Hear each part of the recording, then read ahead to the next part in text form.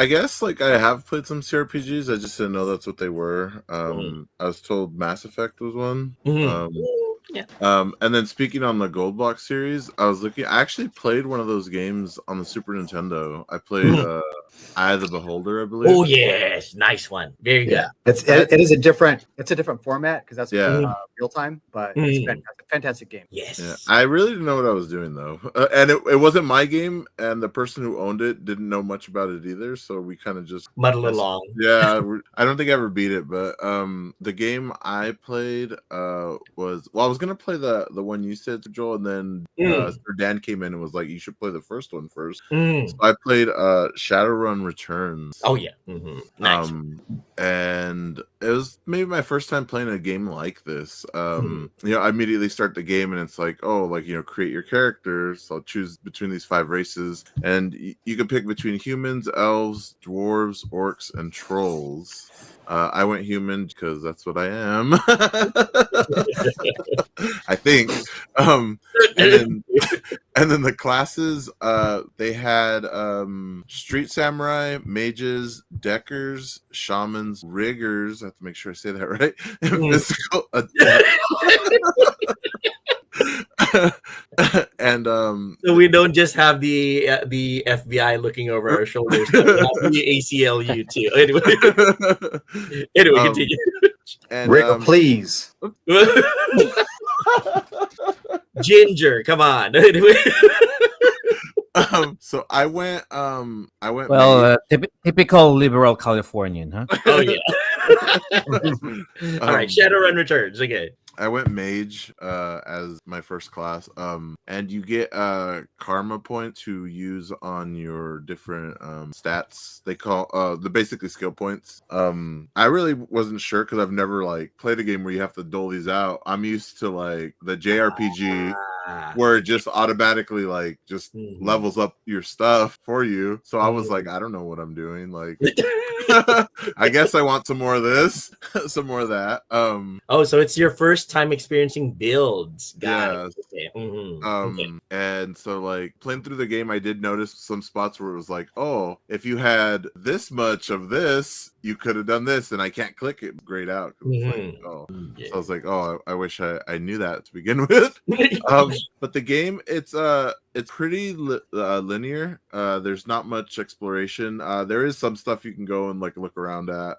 Some stuff you can find. Combat is turn-based, and it's determined by how many action points you have. You can carry 3 max weapons. Cool thing I thought, and I remember hearing about the game, is you actually meet the protagonist from the Super Nintendo game in this game. Oh, nice. And the story, I found it really interesting. It starts off, you get a call from your friend who's dead, and he had this thing that goes off whenever he dies, and he basically wants you to find out, what happened to him. And you go through that storyline, you meet all kinds of different characters. There's side quests you can do. You don't have to do them, but I did basically everything I could find. It was a really fun game, and it was so fun that I'm actually playing it again, but this time I'm playing it on my PS5 because the trilogy was on sale for $8. So I have all 3 games, and again I'm going human, but this time I'm going street samurai with some more decker abilities, because I think there's a lot I missed out because I couldn't do any of the decking stuff on the first playthrough. The music's not that bad either. I enjoyed the music, so I'm probably gonna look for the soundtrack. And I am on my second playthrough because I knew a little bit of the stuff. My intelligence is higher, so I have different etiquettes that you can choose from, so you can talk to certain people and get them to do things that you want or get past certain obstacles. So now I'm using those to do things that I didn't know, and do that with JRPGs. Okay.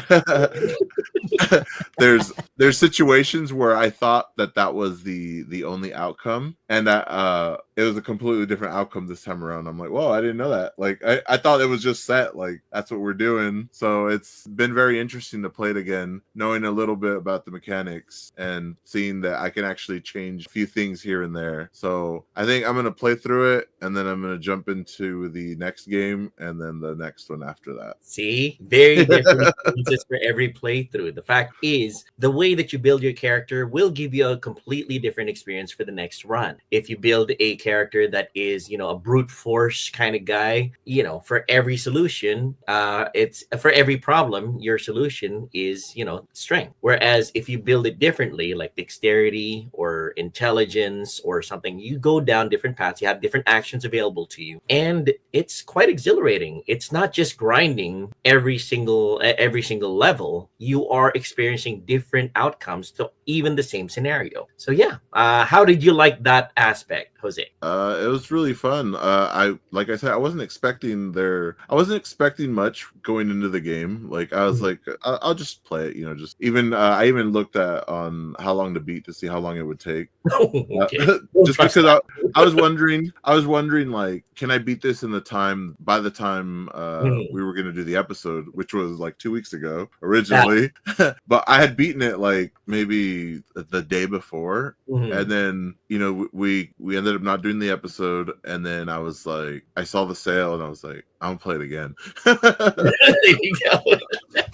I was like, I have enough time to play it again. So that is a good sign, because those are time sinks. And when you want to go back and play that game, the time sync, then it's a winner. Very true. Very true. You want to see how every build runs through the game. So it's not just, you're going to smash everything. What happens if I do a topper? You go and talk to everybody. You try to find solutions for all of these problems that you just smashed through earlier. Or, if you're a sneaker, then you try to see if you can, sneak past that thing that you fought 50 rounds over. This time you just find a way around it, And then I didn't have too much trouble with the game. Like, well, at first, maybe I died like 3 or 4 times. But when I got to the end of the game, it like, I don't know what happened. It like turned up the difficulty all the way. It was so hard. I didn't think hockey sticked it. Okay, got it. I was just like, what the? I was like, what happened? I was doing pretty good, and now I'm dying left and right. So the difficulty was a hockey stick curve. You know how hockey sticks are drawn, like they go up like that. So yeah, sounds like it. So I just played like on the default, like the normal difficulty, and it you even said, do you want to play easy if this is your first time playing a type of game like this? And I was like, nah, I'm good. Like I'll just normal it. All right, and that was Jose's experience of Shadowrun Returns. I would say it's a net positive. Jose enjoyed it from the sound of it. Very cool. Also another thing with CRPGs, whenever you say role-playing games, it's always like the medieval era, right? But looking at Shadowrun, here it's a cyberpunk universe. Yes, it's post-apocalyptic actually. Something happened in the past, if I recall, Jose. Yeah. And all the mystical things from legends come out, like dragons, elves, magic actually begins, things like that. So it comes to reality. Yeah. It's a very interesting campaign world. Yeah, it takes place like on Earth, so the setting is actually Seattle. So there you go. Nice, very cool. All right. I think there's also a Shadowrun game in I think it's somewhere in Asia. Was it China? Dragonfall. I forgot. I know there's Dragonfall, and I think the last one is Hong Kong. Hong Kong, that's it. There you go. And then there was that weird one on the 360 that All right. Jomar says, right, when we were kids, we didn't know about the local and overseas calls. We thought everything is the same. I called a friend of mine in Zambia, and my dad freaked out, and I experienced the end of a belt because of one phone bill is bigger than his monthly salary. One of the dumbest things I've done. Yeah, that's true. Have to admit, long distance calls, that was killer way back when. And John Menten says, no, it's not always medieval. Look at the best CRPG of all time, summertime. Oh, fine. I know. I think that's like the second or third time he's mentioned it. Oh yeah, that's true. I guess I'll look it up. No.